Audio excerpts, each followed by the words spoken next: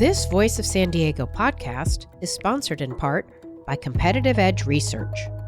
As a nonprofit news organization, Voice of San Diego depends on our members, foundations, and sponsors like Competitive Edge Research.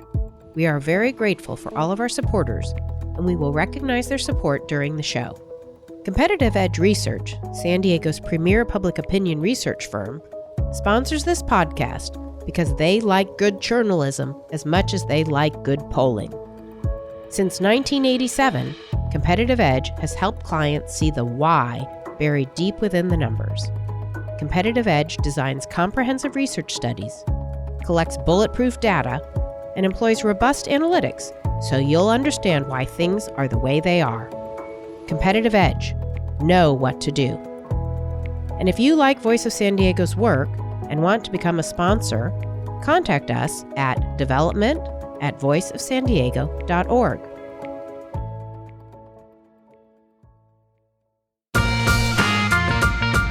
Welcome to the Voice of San Diego podcast, where we make sense of local politics, schools, housing, public safety, the civic issues that impact the life of a San Diego resident. We break it down so you can understand it and make educated decisions. Everything that goes into our investigative reporting, the journalists, public records requests, the data crunching, and this very show depends on the support of people like you because we're a nonprofit news organization. Enjoy the show. Welcome to those of you joining on News Radio 600 Kogo. My name is Scott Lewis, and I'm here with my friend Andrew Keatts. Happy to be here. Sara Libby. Hey, what's up? Hey, we're careening into summer. We have the classic. You can tell because there's no sun. There's no sun. It's gloom. Yeah. And one of the things that the summer reminds me of is that we are getting close to the 5-year anniversary of revelations that Mayor Bob Filner was sexually assaulting and harassing some of his staff members. Among other people. Yeah. And that was just, I still cannot believe what a short period he was mayor for. Very, very short. It was basically 7 or so months. A lot of things happened in that period. Really packed a whole lot into those months. Daily. It was just very reminiscent of Trump, very daily sort of, whoa, that happened today. And then the actual scandal broke, and then it was a quick 60 days, maybe just intense period. That's another thing that did not feel quick. No. It did not. It did not. But like it was going on. Okay, but we're reminded about that this week. So all of the candidates for governor gathered for a debate this week, hosted in the Bay Area by NBC Bay Area and the Silicon Valley Community Foundation. Among the top 2 Republican contenders who were there was Rancho Santa Fe businessman John Cox. He, among the others, they had this exchange about sexual harassment. Got a little tense, you might imagine. Both the 2 top Democratic frontrunners have some things to talk about and get through. They were very upfront. They weren't trying to hide. It was very tense, though. Yeah, I mean, they weren't accused of harassment that I know of, but they did have affairs while in office. Yeah, with people who were working, right? Yes. So not good. Not good. No, not a good role. So it's so interesting how often there's a universe of people out there, mm-hmm. and yet the politicians that are specifically running for office find their way to being directly in or adjacent to major scandals.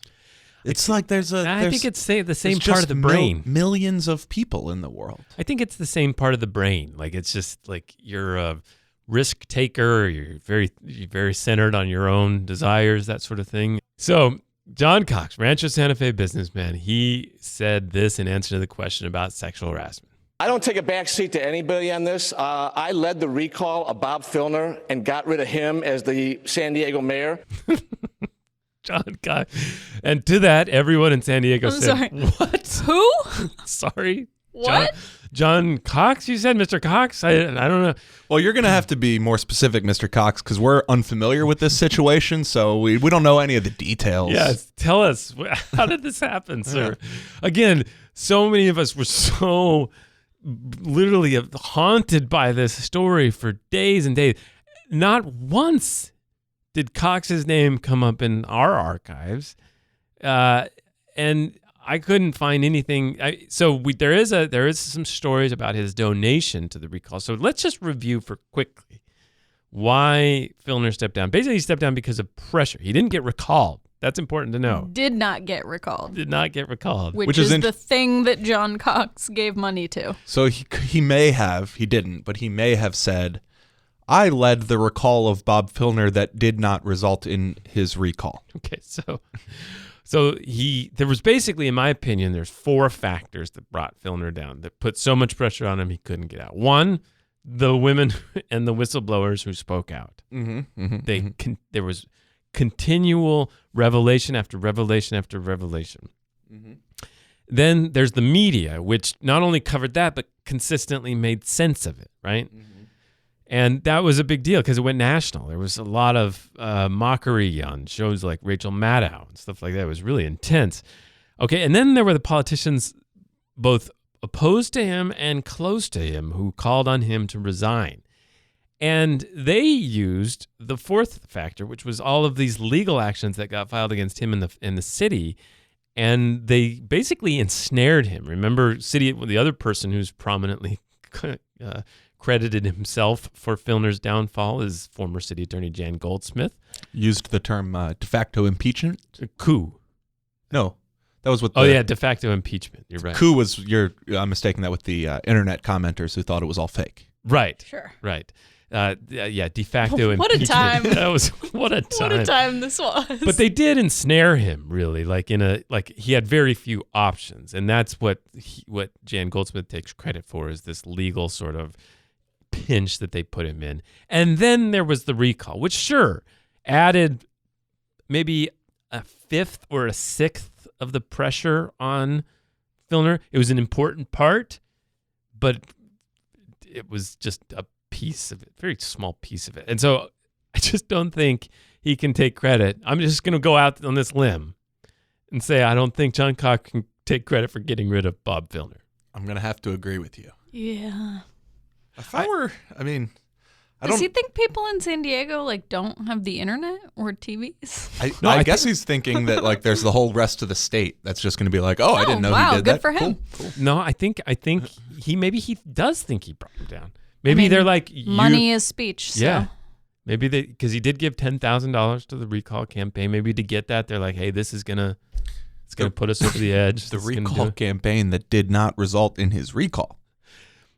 Crucially, that's the one. It was not recalled.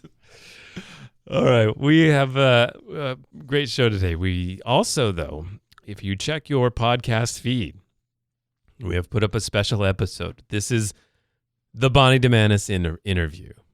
It's up. It happened. Holy smokes, was that something? I enjoyed it. She yelled at you, which was great to see. Always like seeing you on the edge. I kept my calm. Yeah. I stayed pretty cool, though. Yeah. It was a very good interview. She talks about the Azano case that we've been wondering about, the Mexican billionaire or Mexican national who supported her campaign and other campaigns and then later was convicted of a felony for donations. We talked about, obviously, her vision for the county and a lot of other questions we'd had stored up from her time as district attorney. And she even ventured into race. Yep. A lot of stuff went on. It was a great conversation. I'm glad she came in. But boy, it's a spicy one at times. And so check that out. We wanted to put it as its own post in there so it's in your feed. I want to do a power rankings of the people who were most responsible for Filner's impeachment. Yeah. How many people do you think we'd get to before we got to John Cox? How many 10? people live in San Diego? 3 million in the county. Okay. No, you'd have to do all the women, which is like 50, right? Yes, a lot of women. And then you'd have to do every journalist. You'd have to do a lot in the United States. In the United, yeah, exactly. Yeah, a lot of journalists. You'd have every to do politician. all of the city leaders. Uncontroversially, Steve Colbert would make the list before John Cox. Yeah, you'd have to do everyone on the city council, basically every elected official in non-city offices that all weighed in as well. Yeah. I mean, Marco, Corey, Donna, certainly. Pretty big group when they announced this whole concern. Yeah. That was a big moment in our lives. Yeah. John Cox wasn't aware. Yeah, there's a lot of people. There's so many people. Maybe he would make like 45th or something. Yeah, let's set the over-under. Like, at a certain point, I do think you'd be like, well, who gave money to the recall effort? But I just think there'd be like 50 names before you started asking that question. I don't want to minimize. I don't know that I would even think to ask that. I don't want to minimize the recall's role as like another pitfall, right? Like there was. I'd like to. Well, there was because there was the legal problems, and then there was the revelations problems, and if he was thinking to himself, I can get through the legal problems, and they're going to stop revealing stuff at some point. Like if that served as like a backstop, like well, then there's this going to hit you. I think that's important.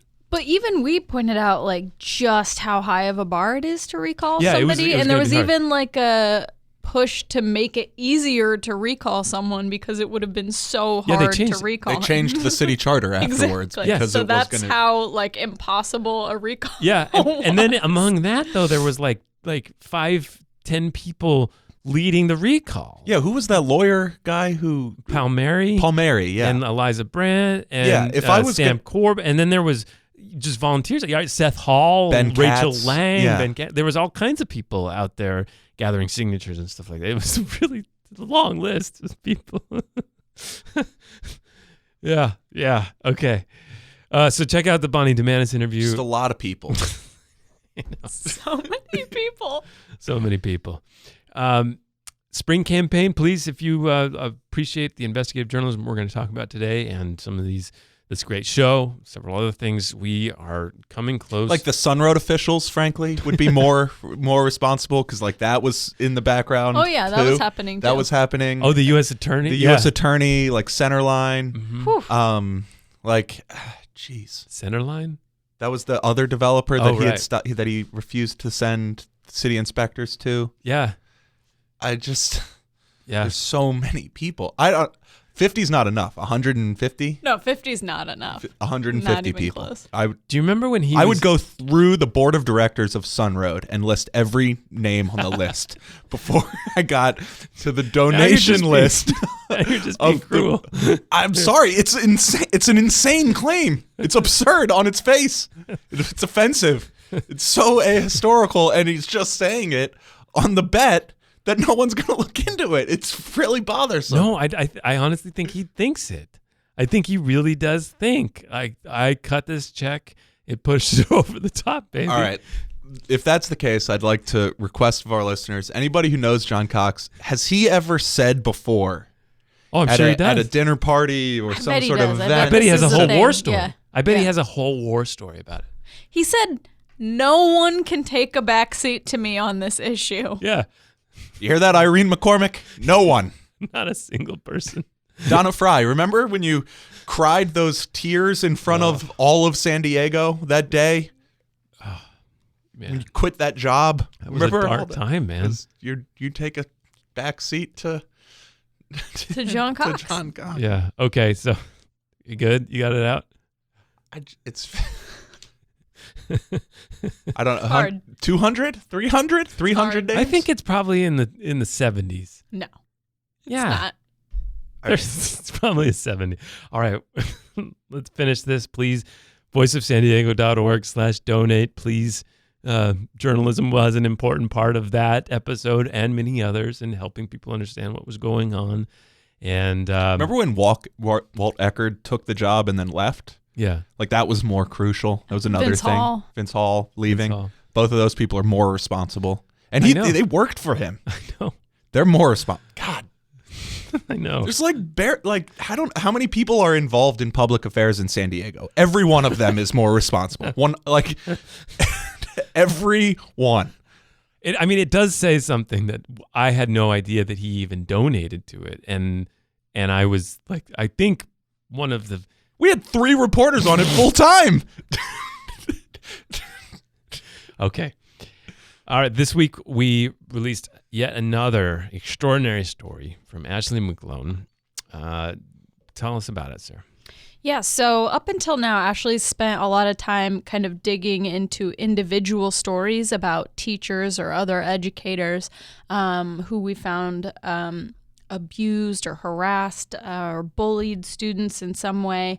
And we've had just kind of like a slow drip of individual story after story. And so what Ashley did this week that was really incredible is kind of took everything she's learned and seen and really spelled out the systemic issues that lead to teachers like these staying in classes or even just moving from school to school with no indication whatsoever that they've been found to have abused students or had sexual relationships with students.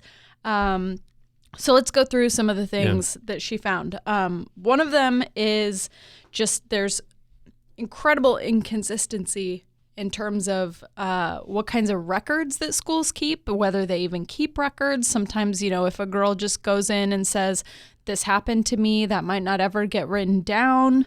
Can we talk about that for a second? So records are available if in these situations through the Public Records Act request, if we can prove, A, that they are substantial allegations, and B, that they were substantiated somehow.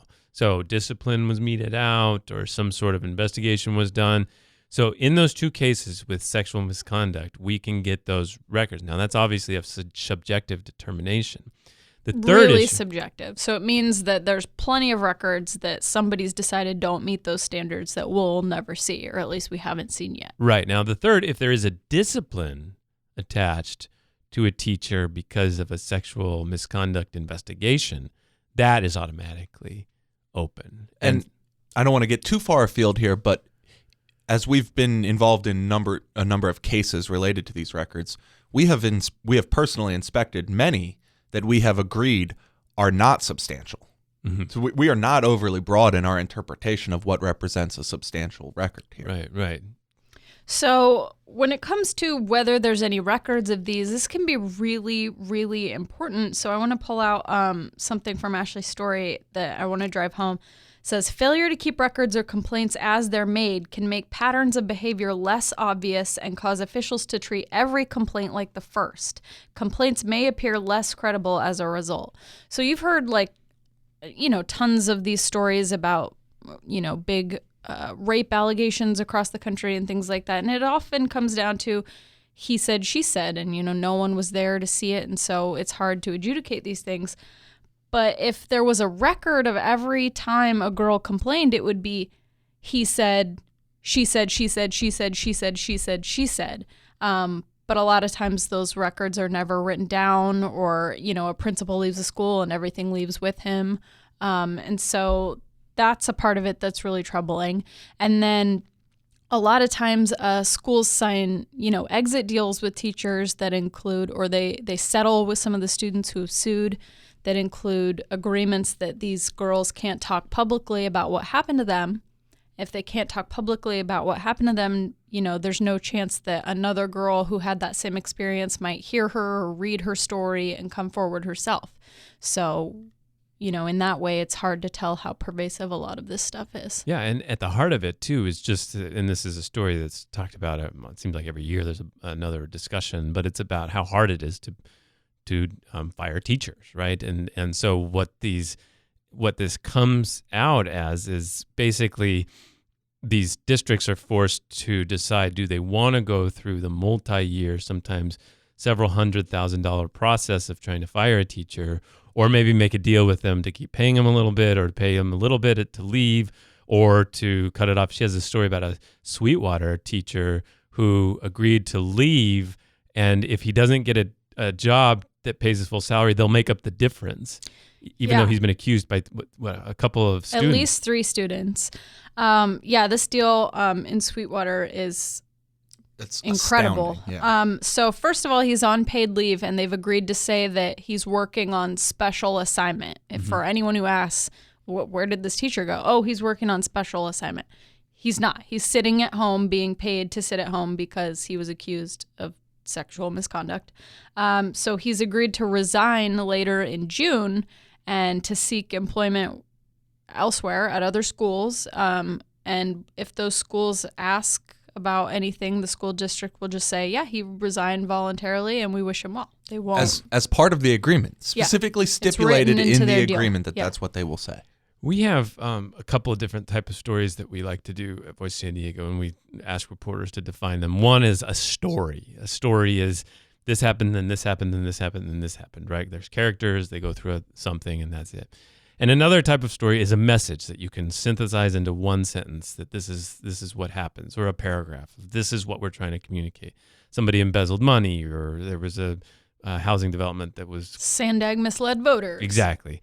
So this is the moment where this story has switched from a story of all these things that have happened across the county into a message of this is why some of these people are allowed to remain employed and around kids. Yeah, I do think, though, that while I understand that it is difficult to fire public employees, generally teachers specifically, it costs nothing to keep records adequately.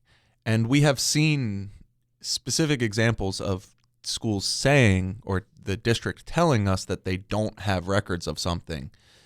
And then we were told after the fact by parents, well, they should have the email correspondence that we engaged them with over this teacher. Yeah, one thing Ashley has encountered, I think, several times is she'll find a letter from the district to a teacher that says, you know, as we've discussed 6 times before, your relationships with students cross the line, and there's no record of those 6 times that they're referring to. We have no idea what they're talking about or what those instances entailed, and they say there are no records responsive to them. It's just a reference of this thing that everyone knows about. Like the one specifically in La Costa Canyon was something to the effect of, your relationships with young women are cause for alarm and are making people think that you're grooming these women to date them after they graduate.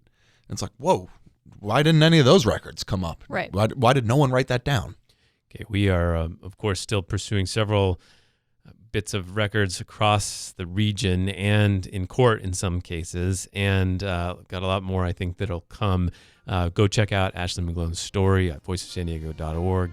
And again, check out the interview with Bonnie Dumanis. It's also in your feed. And if I left without saying thank you, of course, to our friends and partners, News Radio 600 Kogo, well, that would be bad.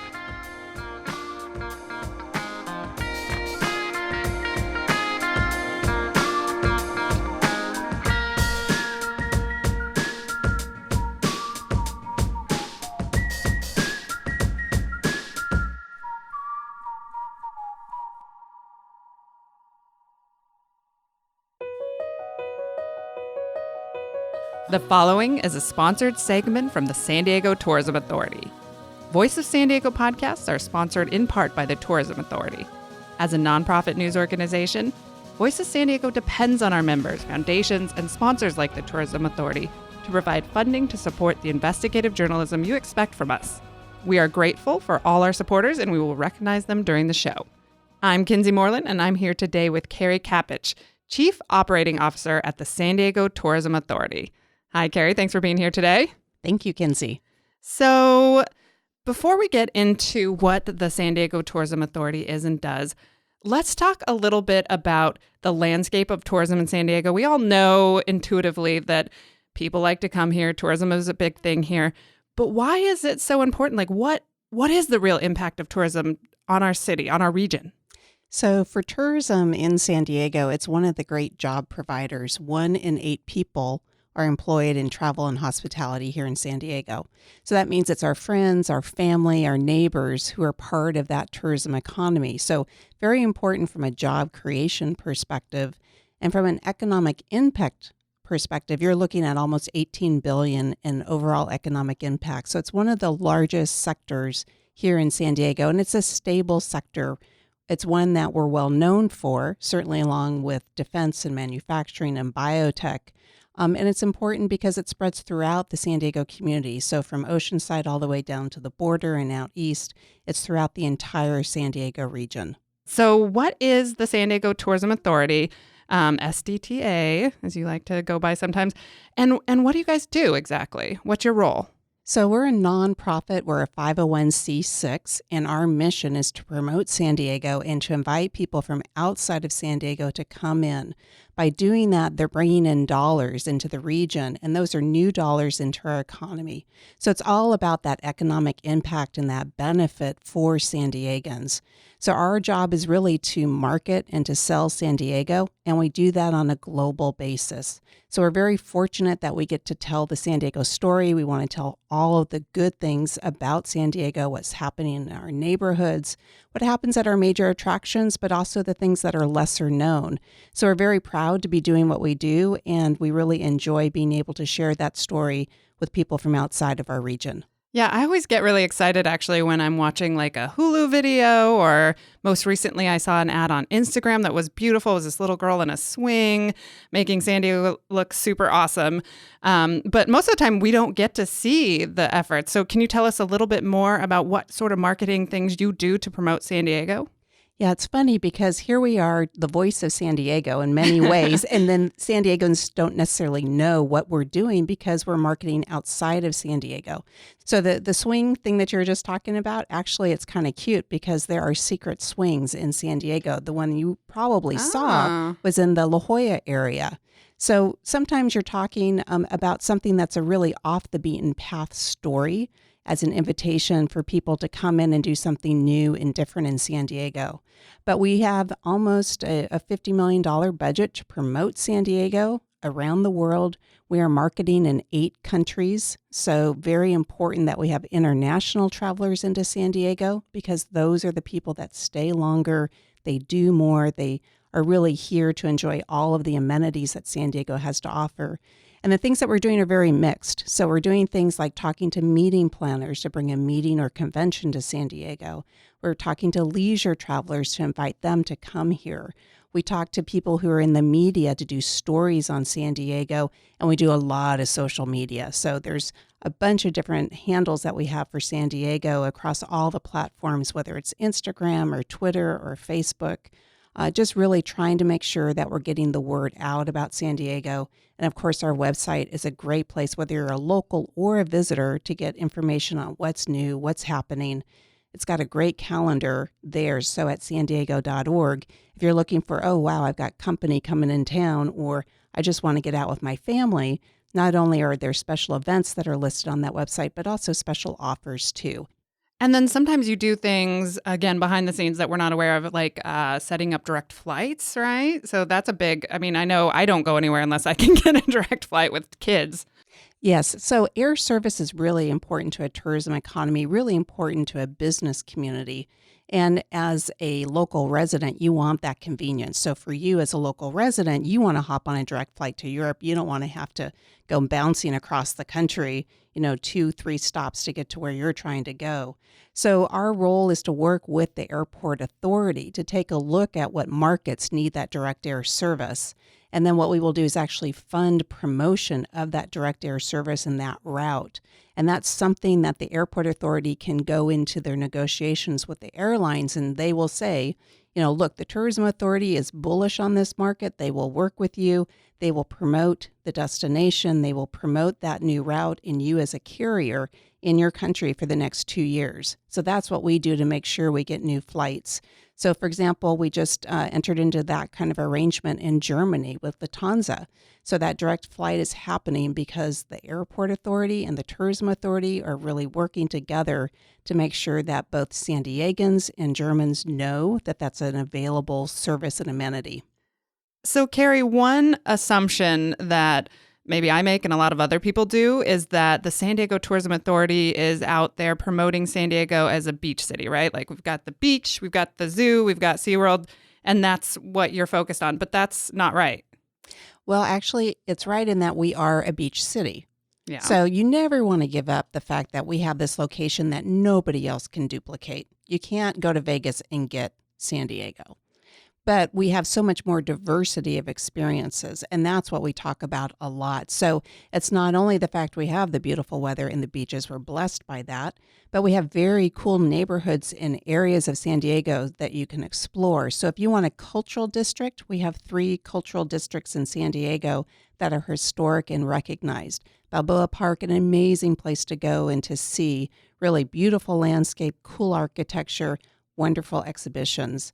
If you want something that's a little bit off the beaten path in terms of food and cuisine, go up to the Convoy District. And we do quite a bit in terms of videos talking about these different areas of San Diego. And of course, push that out through all of our social channels. So as much as we can, we like to talk about the depth of experience. So it's more than just what you see on the surface. We have an amazing place. We would never deny that. We would never not tout that because it is who we are. It's why we like to live here. It's why people like to be here, because that does give us a culture and that does give us a vibe that's very unique. And so we should all celebrate that. But come on, we're more than just beaches. And we all know that. And we like to share that with people. Yeah. So, as a journalist, you mentioned already your website and the calendar. I actually use it quite a bit because most of all the arts and culture organizations use it. And then I have a little tool where I can see your social media accounts and how well they're doing. And you guys are always like way up there in terms of popularity. So congratulations on that, by the way. Thank you. So if other people want to see what you're doing and keep up with you, how can they do it? So definitely log on to our website, go to sandiego.org. All of our social channels are right there. So if you want to get onto Instagram, so it's at Visit San Diego. If you want to get onto Twitter, Visit San Diego. If you want to get onto Pinterest, we also have a Pinterest page. So a lot of different tools that you can use. Everything's really accessible from the website, and I'd recommend going there first and really exploring that.